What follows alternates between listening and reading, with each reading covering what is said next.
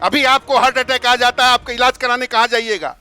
है आपके पास जवाब? मलाई खा रहे हैं आप, मलाई खा रहे हैं जनता। अगर कोई जाति आवाज से प्रमाण पत्र बनाने जाता है तो उनको 100 रुपया देना पड़ता है। कभी चाचा जी उधर जा रहे हैं, कभी चाचा जी इधर आ रहे हैं। कुछ अहमदाबाद, हैदराबाद, मुंबई जाएंगे और वहाँ गाली सुनेंगे बिहारी कहने पे। जाके देखिए, आप जूता पहन के निकल जाइएगा, तब आप बोलिएगा। 2005 से पहले बिहार में क्या शिक्षा व्यवस्था थी, यह किसी भी भाई से छुपी हुई नहीं है। आपकी आवाज को सुनने आ रही है प्रभात खबर इलेक्शन एक्सप्रेस। देखते रहिए प्रभात खबर इलेक्शन एक्सप्रेस। नमस्कार, मैं हूं राधेश्याम कुशवाहा। प्रभात खबर की इलेक्शन एक्सप्रेस की टीम पहुंच चुकी है सहरसा जिले के सोनबरसा विधानसभा में, और यह कार्यक्रम है वो 2 चरण में होगा। पहला, प्रतिनिधि हमारे मंच पे होंगे और जनता उनके सामने होगी। वो जनता सीधा सवाल करेगी और जनप्रतिनिधि जवाब देंगे। इस कार्यक्रम के शुरुआत करने से पहले बता दें कि हमारे इस जो कार्यक्रम का स्पॉन्सर है वो राकेश मसाला है, जो पूरे देश में अपनी महक को पहुंचाने का काम कर रही है। इसके साथ ही वास्तु विहार है, जो पूरे देश में अलग अलग शहरों में, महानगरों में घरों बनाने का काम कर रही है। इसके साथ ही इस कार्यक्रम में जो हमारे अतिथि रहेंगे उन्हें सबसे पहले अपन मंच पे बुलाने का काम करूंगा। अशोक कुमार मुखिया, जदयू प्रवक्ता, प्रखंड अध्यक्ष हैं। मैं चाहूँगा कि वो अपने स्थान को ग्रहण करें। इसके साथ ही भाजपा जिला उपाध्यक्ष सह मुखिया पार्षद नगर पंचायत सोनबरसा से हैं मनीष कुमार जी, हम उन चाहेंगे को अपनाएं और स्थान ग्रहण करें। इसके साथ ही पूर्व प्रत्याशी कांग्रेस सोनबरसा तारिणी ऋषिदेव जी हैं, मंच पे आए। और राजेश कुमार सिंह मुन्ना जी हैं, जो प्रखंड अध्यक्ष राष्ट्रीय जनता दल से हैं, विपक्ष के तरफ से अपनी भूमिका निभाएंगे। जन सुराज विधानसभा प्रभारी कुमार मौलेश सिंह, जो जन सुराज के तरफ से अपनी बात रखेंगे। मैं चाहूँगा पूरे जनता जनार्दन से कि तालियों के साथ स्वागत करें इनकी। और इस कार्यक्रम को शुरुआत करने से पहले हम एक शपथ दिलवाएंगे, क्योंकि जो बिहार में चुनाव आता है और चुनाव आयोग जब अपना चुनाव की तारीखें घोषित कर देगी और कहेगी कि अगले दिन से चुनाव है, तो उसमें वोट प्रतिशत बहुत कम हो जाता है। तो मैं कार्यक्रम शुरू करने से पहले एक शपथ दिलवाऊंगा, तो मैं चाहूँगा कि सभी लोग अपने स्थान पे खड़े हो जाएं। मैं शपथ लेता हूं कि मैं अपने वोट की कीमत को पहचानता हूं। मैं वादा करता हूं मैं मतदान अवश्य करूंगा, क्योंकि ये मेरा अधिकार ही नहीं बल्कि मेरी जिम्मेदारी भी है। बिहार जागे, देश आगे। धन्यवाद। और मैं अपना इस कार्यक्रम को जैसे कि पहले ही बता दिया कि 2 चरण में होगा, तो मैं अपने अतिथि को मैं 2-2 मिनट दूंगा कि जो नवंबर से पहले चुनाव होना है, और जब चुनाव का तिथि जारी हो जाएगी, चुनाव आयोग की तरफ से कह दिया जाएगा कि नहीं इस तारीख से चुनाव है, तो उनका क्या योजना है कि जिसे लेकर के जनता के बीच जाएंगे और मतदान करने की बात कहेंगे। तो इसके लिए अशोक कुमार मुखिया जी हैं, जो जदयू से हैं, वो सरकार में हैं। तो मैं चाहूँगा कि वो जनता के बीच जब जाएंगे तो क्या सोच के जाएंगे, और मतदान करने के लिए जब कहेंगे तो क्या जनता से बताएंगे। इस पे आप 2 मिनट में अपनी बातें रखें। सभी उपस्थित का इस कार्यक्रम में स्वागत। नवंबर में जो बिहार विधानसभा की चुनाव होने वाली है, उसमें हम जनता के बीच सरकार के द्वारा जो विकास किया गया है, उस विकास के मुद्दे पर हम जन जन में चलने का काम करेंगे और सरकार के पक्ष में, अपने दल के पक्ष में वोट और मतदान मांगने का काम करेंगे। और विकास के आधार पर पुनः हम अपने पार्टी के आदरणीय यशस्वी मुख्यमंत्री नीतीश कुमार जी के लिए वोट मांगेंगे और पुनः 2025 में उसको पुनः मुख्यमंत्री के रूप में हम लोग जनता से आग्रह करेंगे कि उनके विकास कार्यों को देखकर पुनः बिहार को चलाने का उनको एक बार अवसर दें। विकास के नाम पर हम लोग जनता के बीच वोट मांगने जाएंगे। मनीष कुमार जी, हम चाहेंगे कि जब चुनाव का ऐलान हो जाएगा और जब जनता के बीच में आप जाएंगे, अभी भी आप सरकार में हैं, एनडीए की सरकार है, तो क्या आपकी योजना है जो जनता से वोट मांगने जाएंगे तो उनसे उनका विश्वास जीतेंगे और भरोसा जीतेंगे? नमस्कार सभी को यहाँ पे। और सर्वप्रथम मैं प्रभात खबर को धन्यवाद देना चाहता हूँ कि आज मान लीजिए आप सोनबरसा विधानसभा में ये कार्यक्रम रखे हैं। ये बहुत ही अच्छी कार्यक्रम है जो सीधे जो हमारे पार्टी के जो है और जनता से सीधा सवाल होगा। ये बहुत ही जो लोगों के मन में जो बात रहती है सरकार के लेकर वो कहाँ अपनी बात रखेंगे, ये एक अच्छा ही प्लेटफॉर्म है। अभी बिहार में प्रधानमंत्री आदरणीय नरेंद्र मोदी जी और नीतीश कुमार जी डबल इंजन की सरकार में हम लोगों ने किया है। जो हमारा देख लीजिए आप लोग, जो बिहार में पहले मेडिकल कॉलेज जो 2005 से थी वो पहले 8 थी और अभी जो हमारी 27 मेडिकल कॉलेज बन के तैयार है और 15 मेडिकल कॉलेज कुछ ही सालों में बन के तैयार हो जाएगा। आप अभी इंजीनियरिंग कॉलेज की बात देख लीजिए, पहले हमारे बिहार में 2 इंजीनियरिंग कॉलेज थी, अभी हमारे बिहार के हर एक जिला में इंजीनियरिंग कॉलेज 38 है। अभी पावर ग्रिड के मामले हम देख लीजिए, जो पहले हमारे 45 थी अभी हमारे पास 170 है। पॉलिटेक्निक कॉलेज के देख लीजिए, पहले हमारे पास 13 था अभी 46 है। बिजली की क्षमता आप देख लीजिए, पहले हमारे 1644 मेगावाट हुआ करती थी और ये हमारे 9543 थी। अभी हमारे जो है जो हमारे बिहार सरकार ने ऐलान किया आगामी 5 साल तक हम लोग 1 करोड़ युवाओं को नौकरी देने का काम कर रहे हैं। हमारे अभी आज ही जो है पूरे बिहार में जो है अनुकंपा के जो है के आधार पर 2835 विद्यालय लिपिक को और 1518 लिपिक पंचायत हम लोगों ने नियुक्ति पन दिया है। और बिहार ऐसा ही नहीं, बिहार अक्सर भूमिका, आप सड़क की बात देख लीजिए, जो हमारे पटना कनेक्टिविटी की जो पहले होती थी, जहां हमें राजधानी जाने में हमारे 10 से 12 घंटा लगती थी, आज बिहार का कोई ऐसा कोना नहीं होगा जो आप 4.5 से 4 घंटे से 5 घंटे के अंदर में आप बिहार में पहुंच सकते हैं। बिजली की व्यवस्था आप देख लीजिए, जो पहले जो है 8 से 10 घंटा आया करती थी, अभी 22 से 23 घंटा हमारे यहाँ बिजली रहती थी। हमारे बिहार नीतीश कुमार के नेतृत्व में, आदरणीय प्रधानमंत्री जी के नेतृत्व में बिहार अग्रसर भूमिका है। हम लोग लोगों के पास जाएंगे, हम लोगों ने जो विकास किया है 2005 के बाद, 2005 की बाद की जो स्थिति है, 2005 से पहले की जो स्थिति, हम लोग लोगों के पास जाएंगे, लोगों को बताएंगे कि हमारी सरकार ने ये काम किया। हम लोगों ने आदरणीय नरेंद्र मोदी जी के नेतृत्व, हमने अयोध्या में भगवान प्रभु श्री राम का मंदिर बनाने का काम किया, तो हम लोगों ने सीता में मां जानका भी मंदिर बनाने का काम किया। हमारे बिहार के बिना अगर देश की राजनीति की अगर बात हो तो बिहार के बिना देश की राजनीति करना अधूरा बात है। बहुत बहुत धन्यवाद। ठीक है, अगला तारणी ऋषिदेव जी से चाहेंगे, वो पूर्व प्रत्याशी भी रह चुके हैं, काफ़ी अपने विधानसभा में भ्रमण भी किए हैं, तो इनसे चाहेंगे कि जब चुनाव आयोग तिथि जारी कर देगा तब आपका क्या रहेगा योजना जो जनता के बीच जाएंगे और जनता का विश्वास इस बार जीतेंगे? सबसे पहले मैं प्रभात खबर की यह कार्यक्रम जो रखा गया है, जागरण कार्यक्रम, मैं इनको थैंक्स देना चाहता हूं।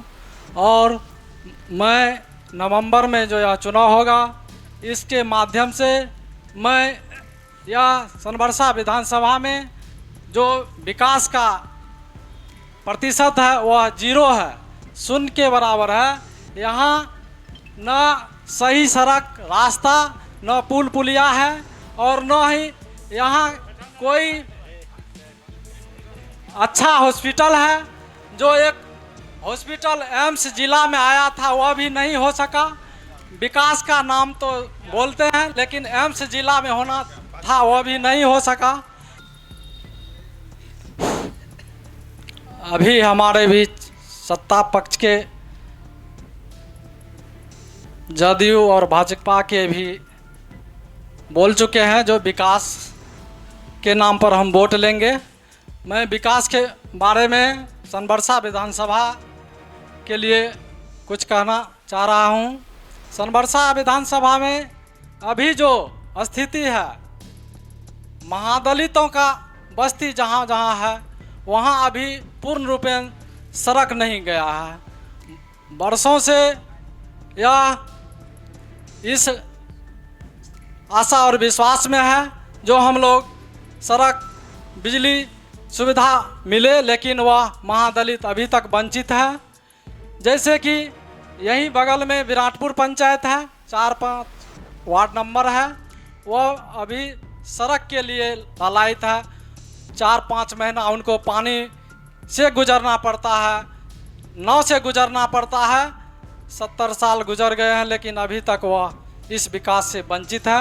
हमारे बनमाई टहरी में भी सौरिया पंचायत अंतर्गत ठरिया गांव है, वहाँ भी अभी तक नाव परिचालन चल रहा है, वह भी विकास से वंचित है।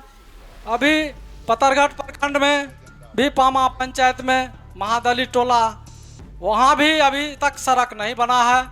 अभी यहाँ एक रोड विराटपुर से जो पतरघट प्रखंड को जोड़ती है, वह भी गड्ढा में तब्दील है। वहाँ अभी भी 3 फीट 4 फीट पानी लगा हुआ है। यह विकास किससे कहेंगे हम लोग? यहाँ की जनता त्रस्त है। यहाँ अच्छा मेडिकल नहीं है, जो हम लोग बीमार पड़ने पर बहुत ही कठिनाई से सहरसा 40 किलोमीटर जाते हैं। जाते जाते कितना बीमारी दम तोड़ देते हैं रास्ते में। यहाँ विकास नगण्य है, 0 पर है। हम इसी आशा और विश्वास के साथ वोट मांगेंगे। या जो हमारा विधानसभा है यह विकास से वंचित है। यहाँ मतलब आंगनबाड़ी भी एक माध्यम है ठग का। यहाँ देखते हैं मकान आवास योजना जो है उसके लिए भी यहाँ सब रोजाना बिचौलिए के फंदे में पड़ा है। सब ठगा रहा है अपने आप। पैसा सरकार देती है, लेकिन बिचौलिया के चक्कर में वह सब ठगा रहा है। मैं सरकार के विकास को नहीं मानता। यहाँ सब 0 विधानसभा में है विकास। मैं इसी आशा और विश्वास के साथ आप लोगों को चाहूँगा, जो यह विकासहीन क्षेत्र है, इसलिए आप लोग हमें इस बार मदद करने का काम करेंगे। इसी आशा और विश्वास के साथ जय हिंद जय भारत। अगर सत्ता होती है तो सत्ता से जब उम्मीद होती है और उम्मीद सत्ता से टूट जाती है तो जनता सीधे विपक्ष के पास जाती है और विपक्ष भरपूर मदद करता है। यह जनता की उम्मीद रहती है। तो विपक्ष के तरफ से राजेश कुमार सिंह है, मैं चाहूँगा कि वो अपनी बात रखे कि जनता के पास किन मुद्दों पे विश्वास जनता का जीतेंगे और भरोसा जीतने का काम करेंगे विधानसभा चुनाव में। मैं प्रभात खबर को और प्रभात खबर के सारे टीम को प्रखंड राष्ट्रीय जनता दल की ओर से हार्दिक आभार व्यक्त करता हूं, बधाई देता हूं।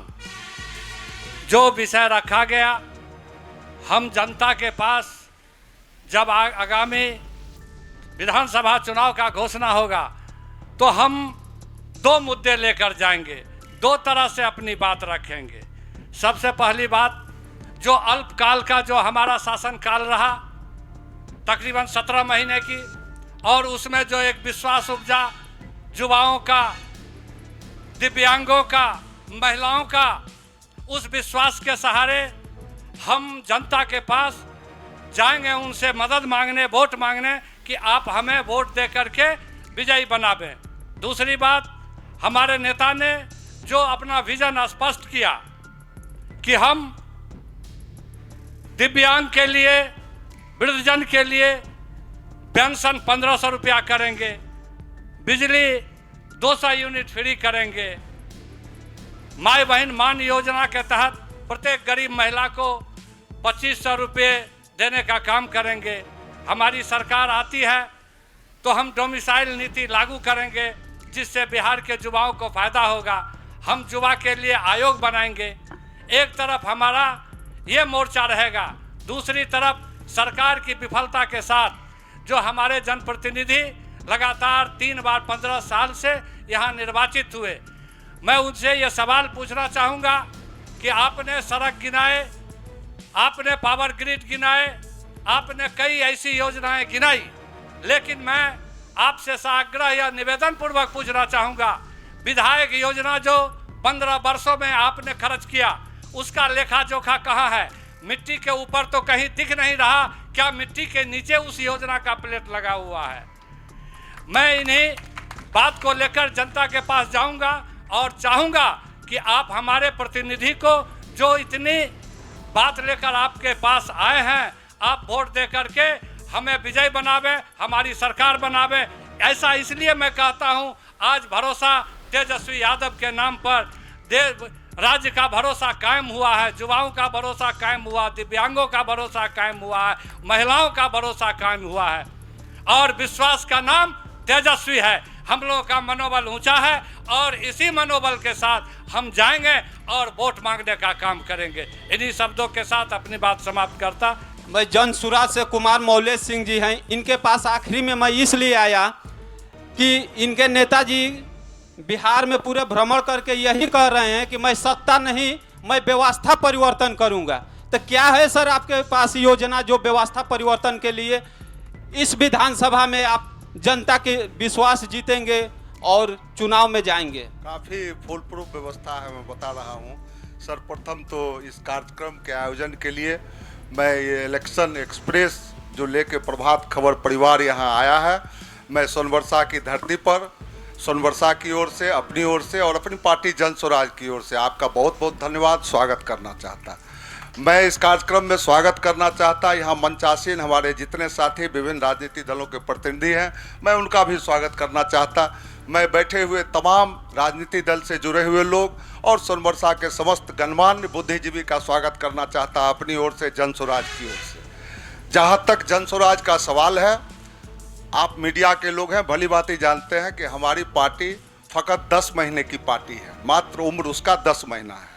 पिछले साल 2 अक्टूबर को जन स्वराज पार्टी बनाई गई थी, लेकिन 10 महीना से ये मतलब नहीं है कि हमारा विजन 10 महीना का, हमारा विजन बहुत लंबा चौड़ा है। हमारे आदरणीय नेता प्रशांत जी ने तमाम घोषणाएं करके और उन घोषणाओं को पब्लिक डोमेन में ला दिया है, कोई छिपी हुई बात नहीं है। हम लोग जिस गाड़ी में चढ़ते हैं उस गाड़ी में भी हमारी घोषणा सटी रहती है और तमाम लोग उसको देखते हैं। हमारा प्रमुख और प्रबल मुद्दा है शिक्षा, रोजगार, पलायन को रोकना, जो बिहार की सबसे बड़ी समस्या है आज यहाँ, कि यहाँ के युवा को समुचित रोजगार नहीं मिल पाता। चूँकि उनको अच्छी शिक्षा नहीं मिलती है, इसलिए वैसा रोजगार वो नहीं कर पाते और बाहर जाके वो 10,000 15,000 रुपया कमाने का काम करते हैं। तो हमारा सबसे प्रमुख मुद्दा ये है। अन्य ढेर सारी मुद्दाएं हैं, जैसे अभी राजद के आदरणीय अध्यक्ष जी ने कहा कि मैं ये दूंगा मान सम्मान योजना, तो हम लोगों ने भी महिलाओं को स्वरोजगार कराने के लिए 15,000 रुपया प्रति महिला जो रजिस्टर्ड होगी, निबंधित होगी, उसको सरकार के द्वारा देने का काम करेंगे। हम लोग वृद्धावस्था पेंशन 2,000 रुपया करने का काम कर रहे हैं। तो ऐसी कई योजनाएं किसानों के लिए है। तो मैं विस्तार में नहीं जाना चाहता, लेकिन चूंकि ये सोनबरसा विधानसभा का सवाल है, सोनबरसा विधानसभा के सवाल को लेकर आपने यहाँ कार्यक्रम रखा है, चर्चा सोनबरसा विधानसभा की होनी चाहिए। तो जो स्थिति है, मुझे लग रहा है कि सबसे मजबूत आधार हम लोगों का बनता है जनता के बीच जाने का, वो है भ्रष्टाचार का आधार। जो आज भ्रष्टाचार व्याप्त हो गया है सरकारी कार्यालयों में और आम जनता उससे त्रस्त और तबाह है। बिना रिश्वतखोरी का एक भी कार्य नहीं होता है। मैं जानना चाहता हूं ये कैसा विकास है। विकास की परिभाषा इन लोगों ने बदल दिया।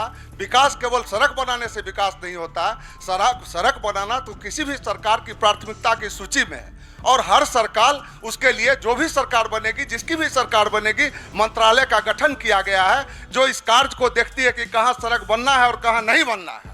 और वो सड़क जनता से जो शेष वसूला जाता है उसी राशि से वो सड़क बनाई जाती है। सवाल बिजली का नहीं है, सवाल इस बात का है कि आप अंचल कार्यालय चले जाएं, आप प्रखंड कार्यालय चले जाएं। बिहार एकलौता ऐसा राज्य है जहां बच्चे पैदा लेते हैं और उनको घूस देना पड़ता है पैदा लेने के साथ, इसलिए कि जन्मपत्री बनवाने आप जाइएगा तो 2,000 रुपया पॉकेट में लेके जाइए। बिहार पहला ऐसा राज्य है जहां मरने के बाद भी घूस नहीं छोड़ता है। भाई मरिए तो उनका बाल बच्चा अगर गया मृत्यु प्रमाण पत्र बनाने तो उसमें भी पैसा दीजिए आप। तो इस स्थिति से कैसे निपटा जाएगा, इसके लिए जन स्वराज हमारी पार्टी फुल प्रूफ तैयारी के साथ चुनाव में आ रही है और हम जनता के बीच जाएंगे।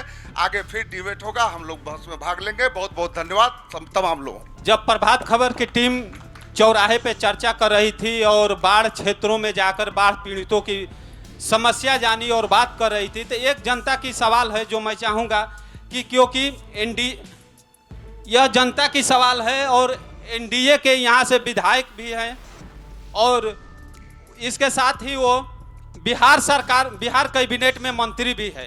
रजनीश सदा जी पे जनता ने भरोसा जताया और उन्हें कैबिनेट में भेजने का काम किया, तो उन्होंने उन लोगों के गांव तक सड़क तो बना दिए हैं, लेकिन पुल नहीं होने के कारण आज भी वो नाव से जा रहे हैं।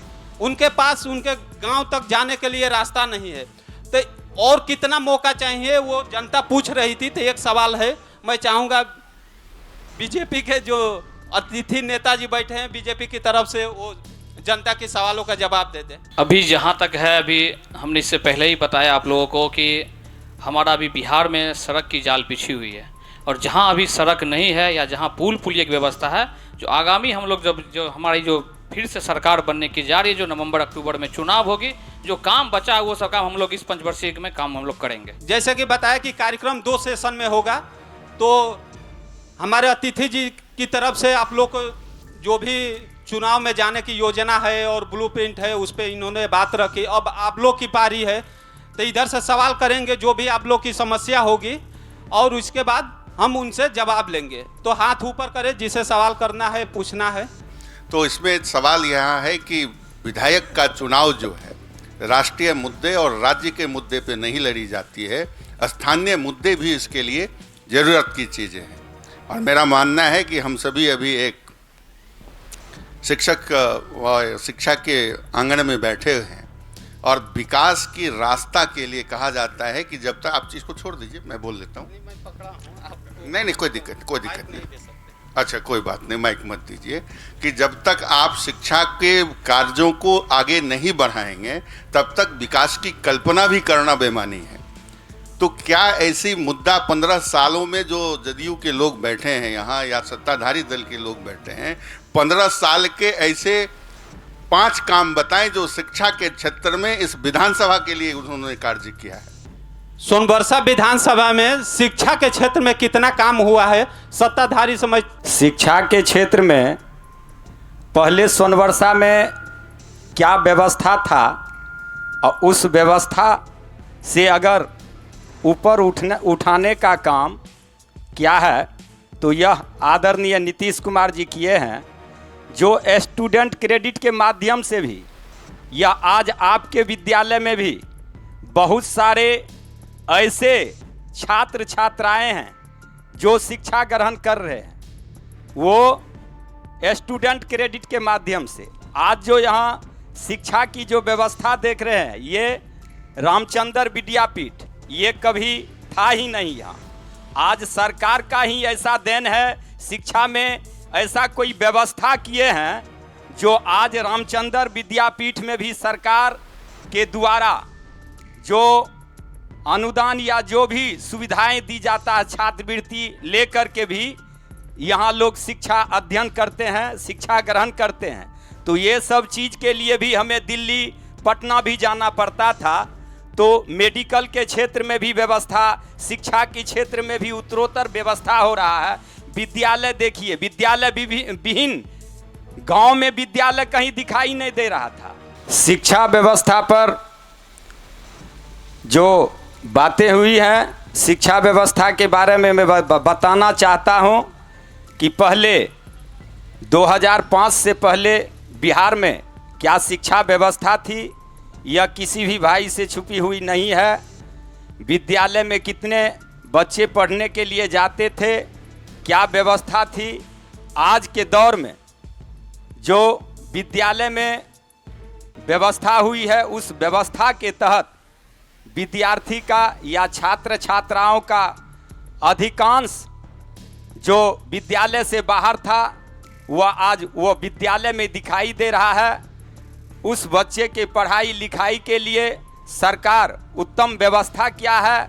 उस व्यवस्था के तहत आज 100% विद्यार्थी जो है शिक्षा अध्ययन के लिए, चाहे वह मिडिल स्कूल हो, प्राइमरी स्कूल हो, जिस भी तरह का शिक्षा ग्रहण की व्यवस्था, उसमें अधिक से अधिक संख्या में आज विद्यार्थी सरकार से लाभ लेकर के शिक्षा अध्ययन शिक्षा ग्रहण करने का काम करते हैं। 2005 से पहले 12.5% विद्यार्थी विद्यालय से बाहर थे। वह विद्यार्थी दलित, महादलित, अति पिछड़ा समाज से थे। आज का वह दौर समाप्त हो गया है। अधिक से अधिक विद्यार्थी सरकार के व्यवस्था के तहत शिक्षा अध्ययन कर रहे हैं, उच्च शिक्षा प्राप्त कर रहे हैं, अच्छे शिक्षा ग्रहण करके अच्छे से अच्छे पद पर जा रहे हैं। तो शिक्षा व्यवस्था जो 2005 से पहले था, उस शिक्षा व्यवस्था में जो सुधार हुआ है, जो शिक्षा व्यवस्था में अमूलचूल परिवर्तन हुआ है, वह सभी लोग जानते हैं। विद्यालय में किस तरह की व्यवस्था था, ना विद्यार्थी को बैठने की व्यवस्था था, ना शिक्षक की उत्तम व्यवस्था था। शिक्षक 1-2 शिक्षक विद्यालय में रहते थे। आज शिक्षक की कमी नहीं है। जी, मेरा सवाल यही है, जो सत्ताधारी लोग यहाँ बैठे हुए हैं, वो जो बात कर रहे हैं कि जो हमने बहुत अच्छी व्यवस्था बनाई, मेरा सरकार जो है सुशासन की सरकार है। सुशासन का मतलब हुआ अच्छा सरकार। मैं यहाँ पे ये बताना चाहता हूँ, आज मैं सोनबरसा विधानसभा की अगर बात करूँ तो ब्लॉक में जो है अगर कोई जाति आवासीय प्रमाण पत्र बनाने जाता है तो उनको 100 रुपया देना पड़ता है। अगर ज़मीन की खारिज करवाना है तो उनके लिए सीओ को पैसा देना पड़ता है। आप जो है अगर क्या कहते हैं हॉस्पिटल दिए हैं तो हॉस्पिटल में किसी भी तरह का फैसिलिटी नहीं है, किसी तरह का इक्विपमेंट नहीं है, डॉक्टर समय पे नहीं आते हैं, तो ऐसी हॉस्पिटल बना के और गिराने की क्या फ़ायदा।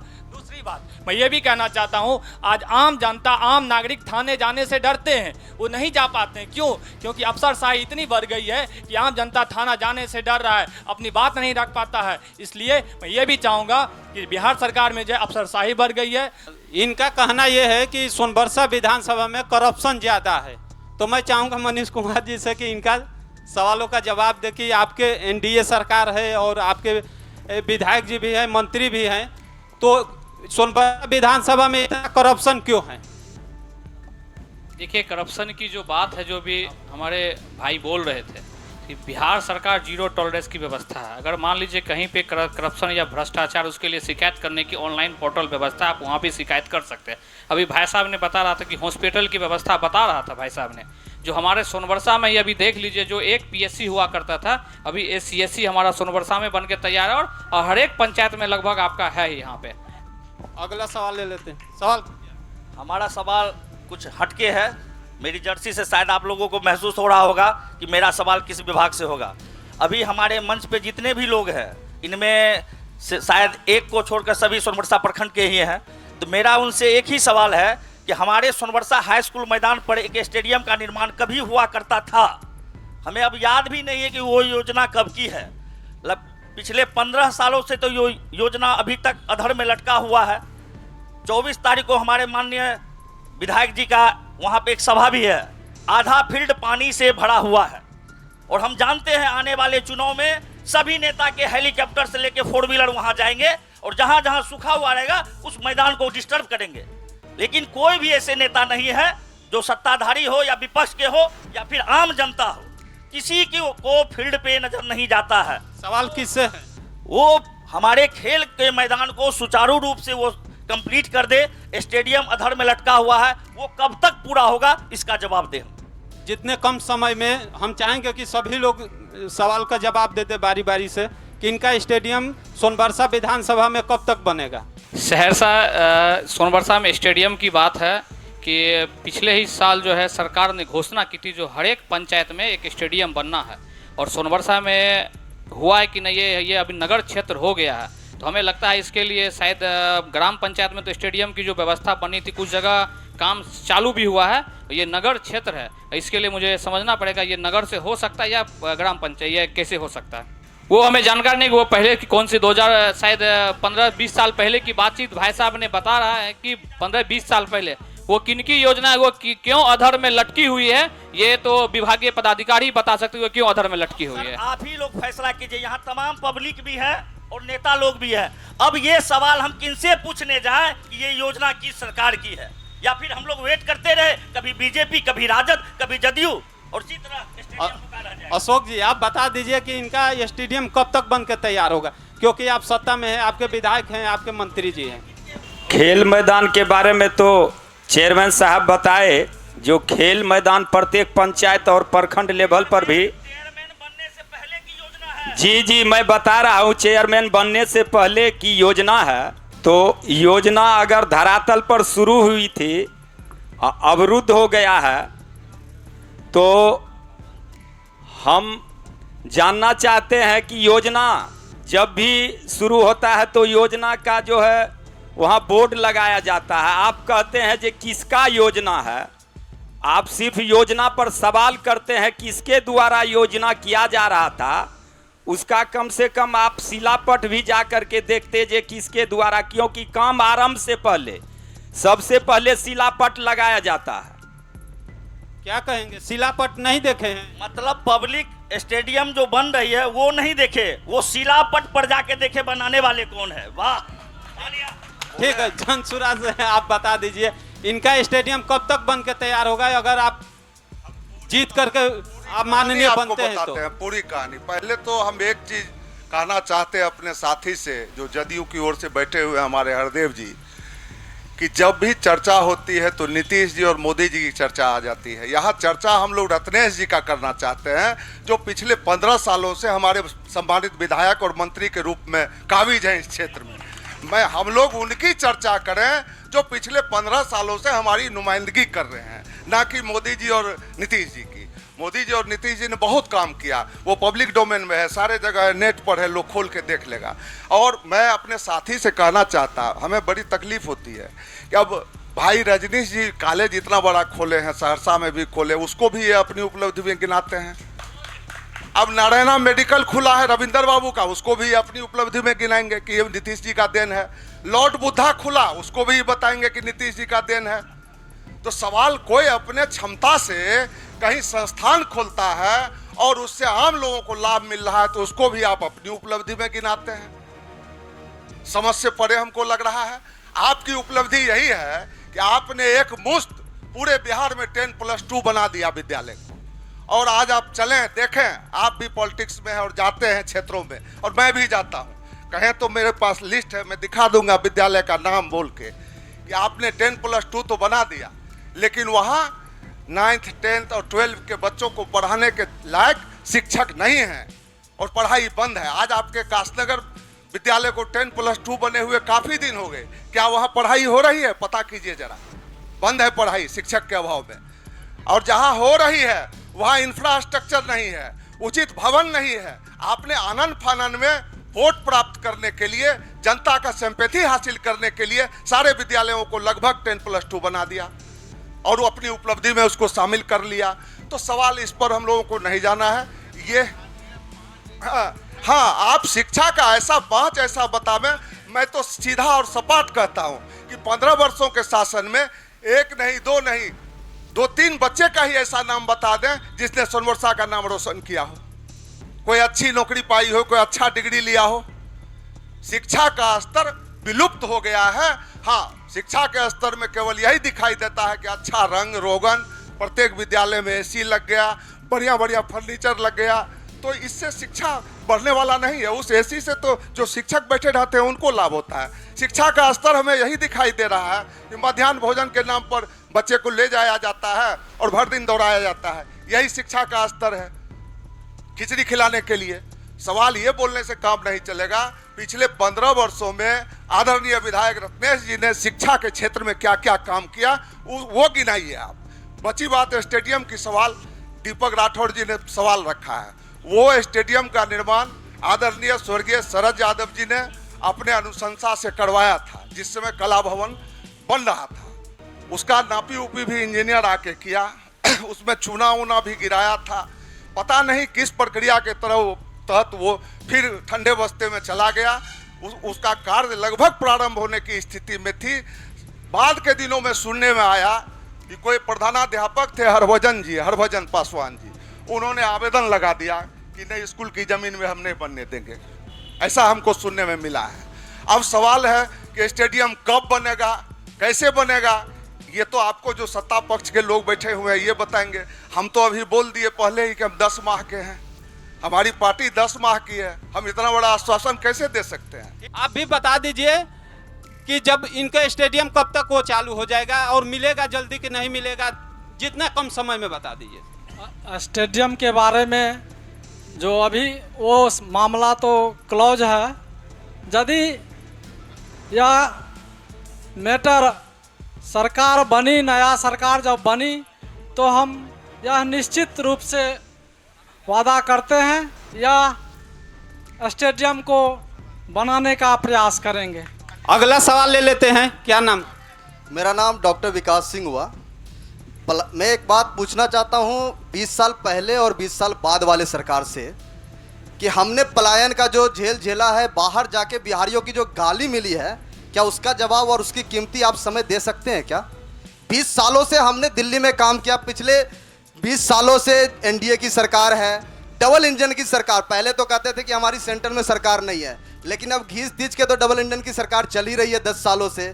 कभी चाचा जी उधर जा रहे हैं, कभी चाचा जी इधर आ रहे हैं। सरकार तो है, चाहे वो राजद की हो या एनडीए की हो, सरकार ही है। लेकिन बिहार का विकास कब होगा? कब तक हम ट्रेनों में भरकर गुजरात और पंजाब जाएंगे? कब तक हम ट्रेनों में भरकर अहमदाबाद, हैदराबाद, मुंबई जाएंगे और वहां गाली सुनेंगे बिहारी कहने पे?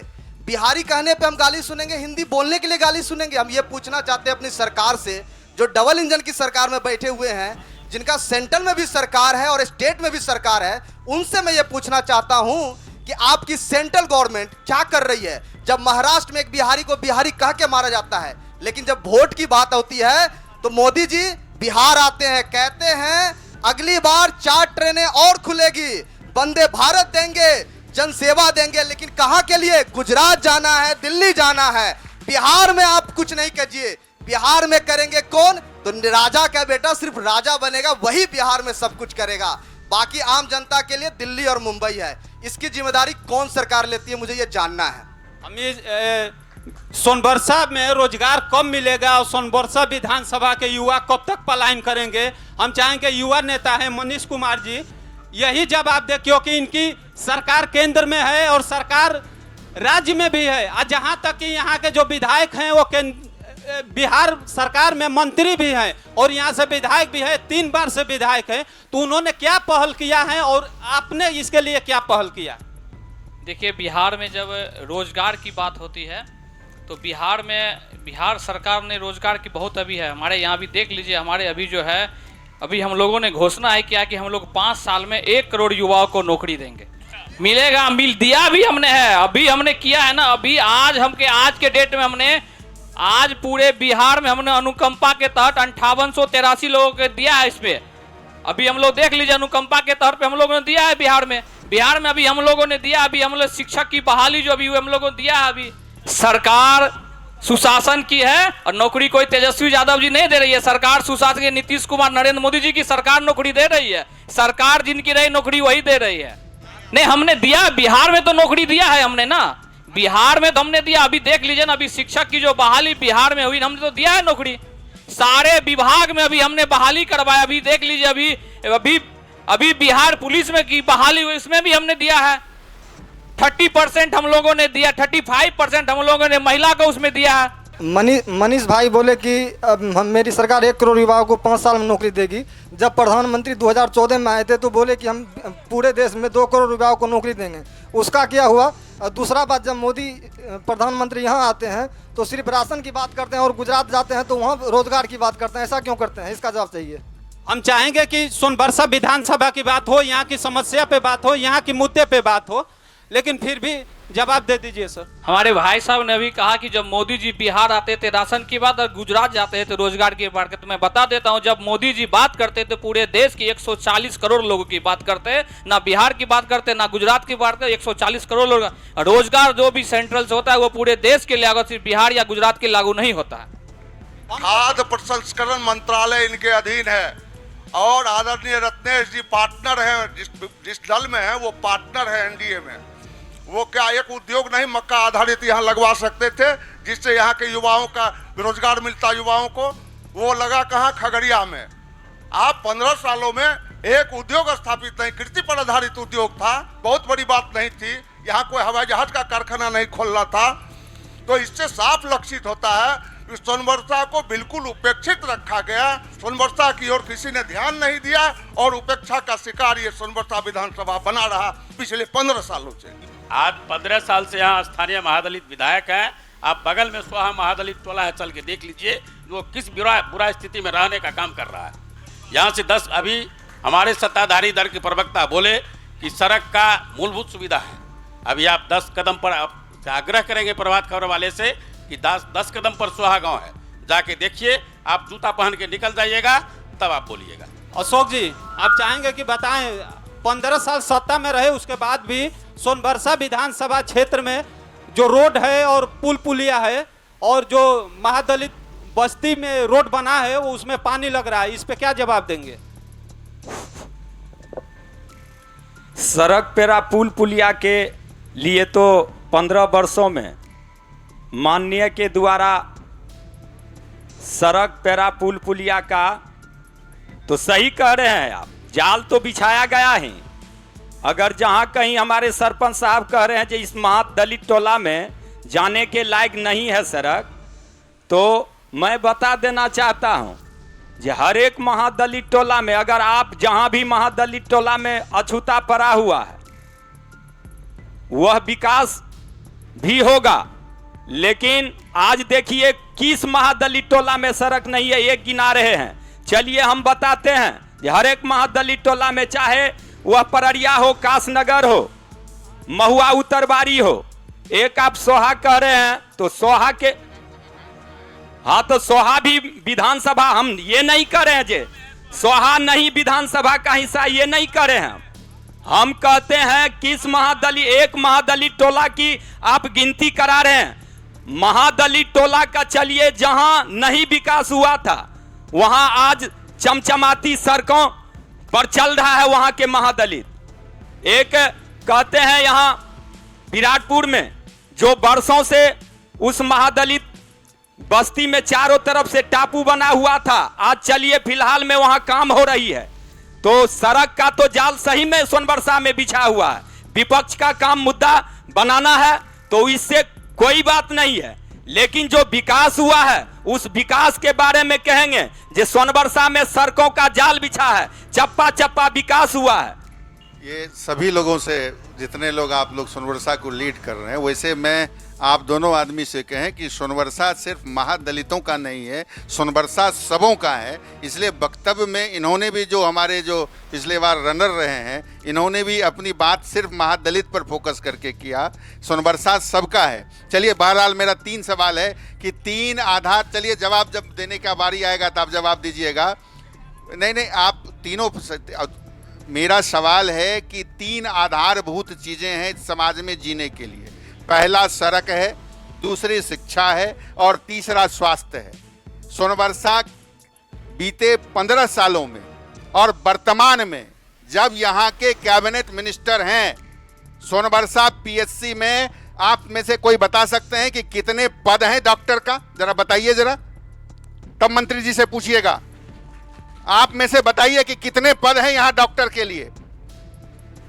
यही सुशासन है। अभी आपको हार्ट अटैक आ जाता है, आपका इलाज कराने कहाँ जाइएगा? है आपके पास जवाब?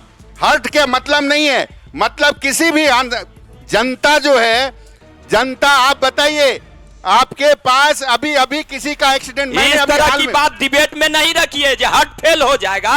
हार्ट फेल नहीं होगा। आपका ये सुशासन की सरकार में चप्पा चप्पा विकास हुआ है, आपके कहने से नहीं होगा। कितने पद हैं डॉक्टर के और कितने पद आज, कितने डॉक्टर आज यहाँ काम कर रहे हैं? जरा इसका जवाब दे दीजिए सभी लोग।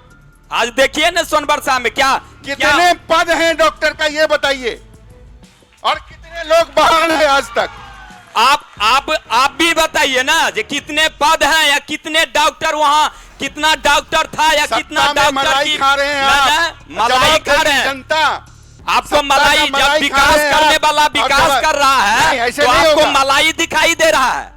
क्या विकास किया स्वास्थ्य के क्षेत्र में? हॉस्पिटल की क्या स्थिति था देखिए, क्या कर दिए हॉस्पिटल में? देखिए ना हॉस्पिटल की क्या हो गई है। डॉक्टर आपके कहने से नहीं हो जाएगा, आपके विरोध करने से नहीं हो जाएगा। सोनबरसा में हॉस्पिटल नहीं था, देखिए 100 बेड का हॉस्पिटल बन के तैयार है।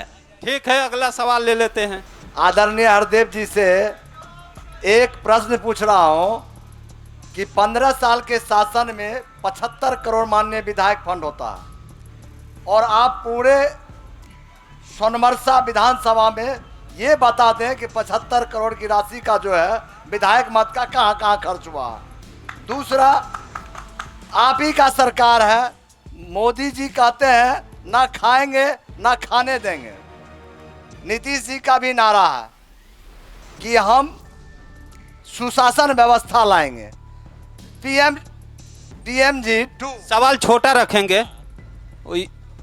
पीएमजी 2 में अभी बिहार में फर्स्ट फेज में जो है 1 लाख प्रधानमंत्री आवास स्वीकृत हुआ। सेकेंड फेज में 53,000 नगर पंचायत नगर निगम को दिया गया और सभी लाभुक को पैसा जा रहा है और 1 लाख में 20,000 रुपया लिया जा रहा। क्या ये आपकी सरकार का पॉलिसी है क्या? अशोक जी बताएं, करप्शन को लेकर सवाल है कि पीएम आवास योजना में पैसा लिया जा रहा है और विधायक जी का जो फंड है उस अपने फंड से कितने काम कराए हैं?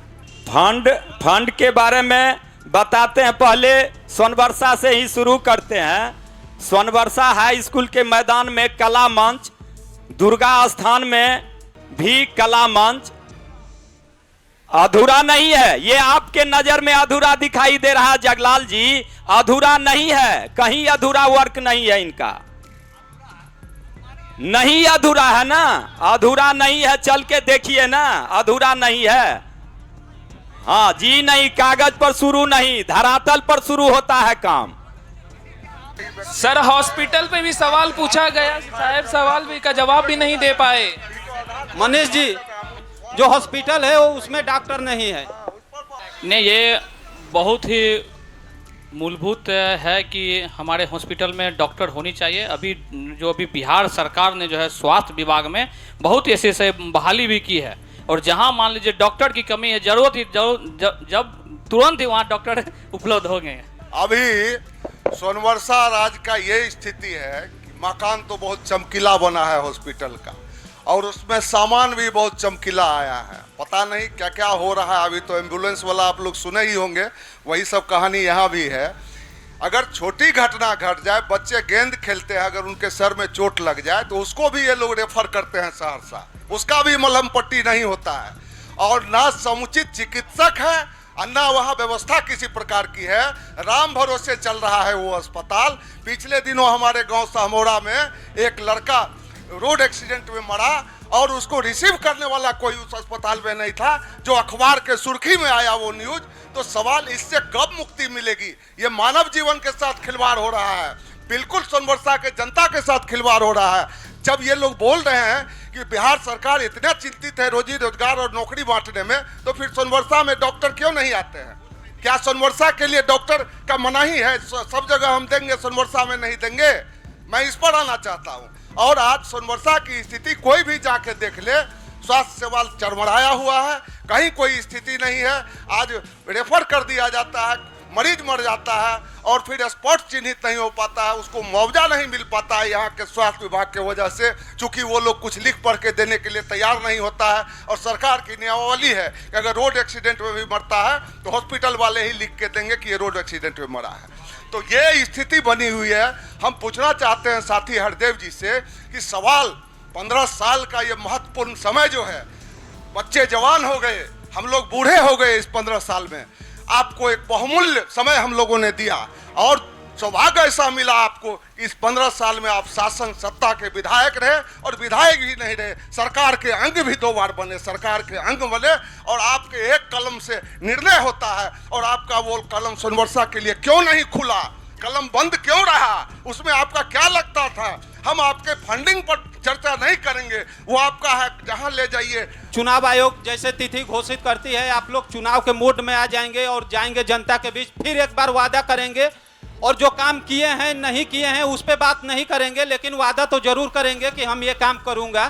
तो जैसे आप 2 महीना नवंबर से पहले चुनाव होगा, फिर आप लोग जाएंगे, तो मैं सत्ता से ही सबसे पहले पूछता हूं अशोक जी से कि जब आप जाएंगे जनता के बीच और जब मतदान करने के अपील करेंगे जनता की, फिर दोबारा भरोसा जीतने का काम करेंगे, तो क्या है आपके पास योजना?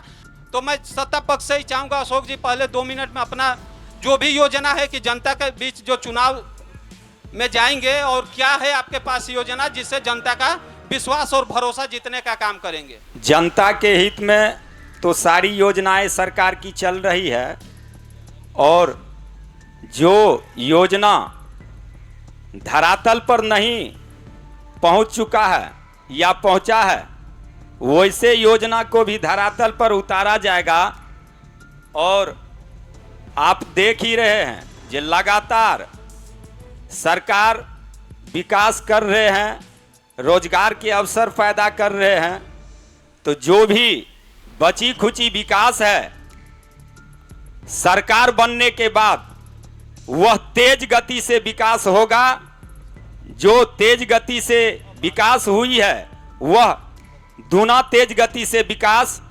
और सोनबरसा में जो भी सड़क पुल पुलिया जहां नहीं बना हुआ है वह भी आने वाले सरकार में वह कार्य को पूर्ण करवाएंगे और जनता के हित में जो भी विकास की योजना है वह सरजमीन पर उतारा जाएगा। राजेश जी, आप अगर विपक्ष में हैं और जब सत्ता से उम्मीद नहीं रहती है तो विपक्ष से उम्मीद रखा जाता है, तो जब आप जाएंगे, चुनाव आ गया है, करीब है, जब जनता के बीच जाएंगे तो क्या है आपकी योजना जिससे जनता का भरोसा जीतेंगे और मतदान अपने पक्ष में करने की अपील करेंगे? हमारा तो विजन स्पष्ट है। एक तरफ हम कल्याणकारी योजना लेकर मतदाता के पास जा रहे हैं, दूसरी तरफ विकास का विश्वास है। जो हमने अपने अल्प शासन काल में भरोसा जीतने का काम किया ये हमारी पूंजी है।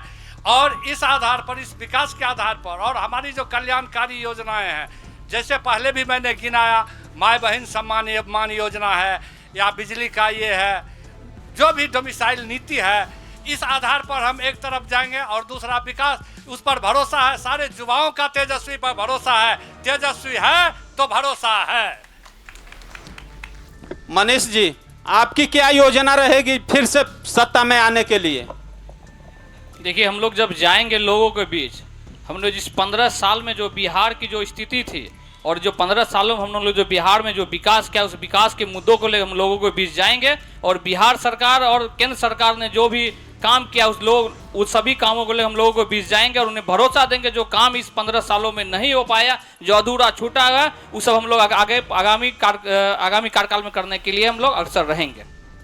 तारिणी ऋषिदेव जी, आपके नेताजी जो है बिहार में यात्रा कर रहे हैं और बहुत एक्टिव मोड में है इस समय, तो सोनबरसा विधानसभा में चुनाव जीतने की क्या योजना है आपके पास? देखिए, हमारे जननायक राहुल जी या पूरे बिहार में पदयात्रा कर रहे हैं। यहाँ लाखों लोकतंत्र खतरे में है। यहाँ मताधिकार का हनन हो रहा है। इसलिए कि हमारे जननायक राहुल जी पूरे बिहार में यह बताना चाहते हैं जो हमारा वोट का अधिकार है वो हमसे छीना जा रहा है। यह पूरे बिहार में हम लोग बताने का काम कर रहे हैं। हमारे सोनबरसा विधानसभा से करीब 25,000 वोट यहाँ से छट चुके हैं। हम यहाँ गांव-गांव, बूथ-बूथ जाकर इसको जागरूक करने का काम कर रहे हैं और घर परिवार माताएं बहने के लिए भी योजना हमारी सरकार बनने पर लाएगी। 2500 रुपये महीने और वृद्धा पेंशन जो यह लागू किया है यह सरकार, वो भी हमारी ही देन है। जब हम लोगों ने यह कहा जो 1500 हम लोग लागू करेंगे तो इन्होंने 1100 लागू कर दिया। यह उपलब्धि यह हमारी ही है। यहाँ पर जो भी उपलब्धि होगी पहले हम रखते हैं बात को, तब सत्ताधारी उसको लागू करते हैं। यह सब उपलब्धि हमारे जननायक राहुल गांधी का देन है। यह सोनबरसा विधानसभा बहुत ही पिछड़ा इलाका है।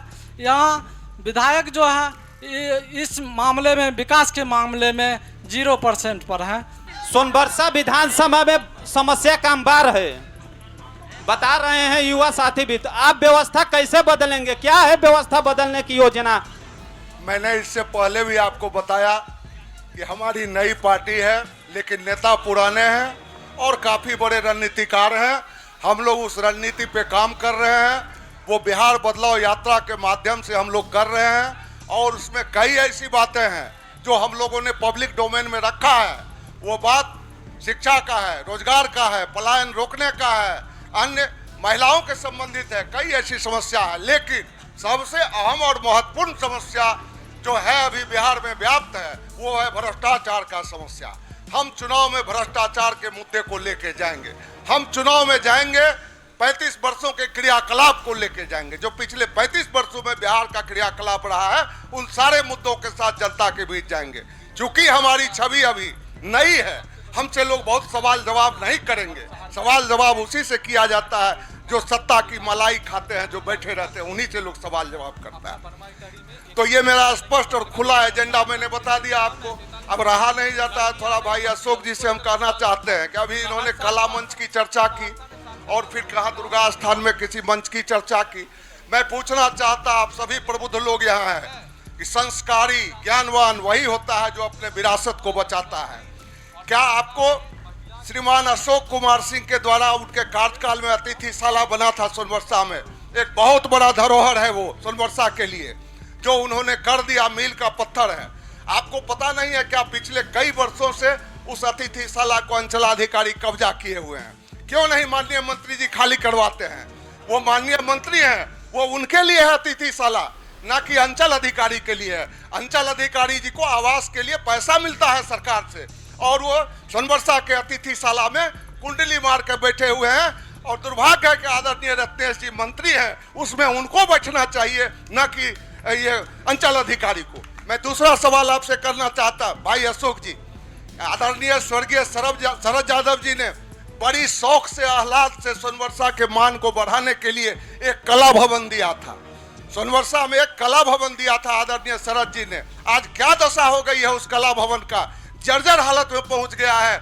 जिस समय वो बना था हम लोगों ने कई बैठक उसमें किया था, सुसज्जित था वो भवन। आज जो है वो भवन बिखर गया, आज वो भवन टूटने के कगार पर है। तो आप तो अपने पुरखे के विरासत को भी नहीं बचा सकते हैं। जाइए अशोक बाबू को छोड़िए, अतिथिशाला को छोड़िए, कम से कम शरद जी के विरासत को तो बचाइए। यही आपसे हम कहना चाहते हैं। शरद जी आपके दल के पुरखा हैं, उनके विरासत को बचाइए अशोक जी, उनके विरासत को बचाइए। बहुत बहुत धन्यवाद। प्रभात खबर के इलेक्शन एक्सप्रेस के टीम पटना से 30,000 किलोमीटर की यात्रा पर निकली है और पूरे बिहार के 243 विधानसभा में जाकर के चौराहे पे चर्चा कर रही है, जनता से बात कर रही है और छात्रों और युवा से संबंधित सवालों का जवाब माननीय से ले रही है। इस विधानसभा में कितना विकास हुआ है, कितना कमी है और वो विकास कब तक होगा, सीधे सवाल कर रही है और चौराहे पे जाकर जनता की आवाज उठाने का काम कर रही है।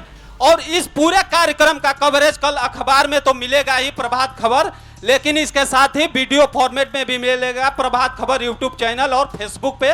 तो मैं सबसे आग्रह करूंगा प्रभात खबर यूट्यूब को सब्सक्राइब करें, लाइक करें और शेयर करें। इसके साथ ही फेसबुक पेज को फॉलो करें।